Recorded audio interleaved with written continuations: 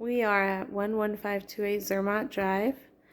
This home has a microwave above the oven in the kitchen, the Whirlpool microwave. And it has the time, and it has some settings there, as you can see. But if you want to warm something up, just not through a setting, then you just put the time, say 1 minute, and you just press this little triangle button, and your food will start heating up. And to cancel, you could just push this X. There we go. This microwave also has a control lock, so if you notice the microwave isn't working for some reason, it might have the control lock. So the control lock goes on if you press it for 3 seconds. Nothing will work.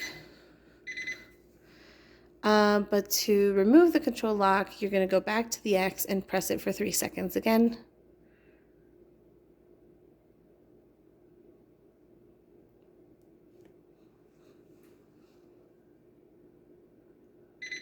And it will, you got to press kind of firmly. And it will remove the control lock. So then you'll be able to use it again.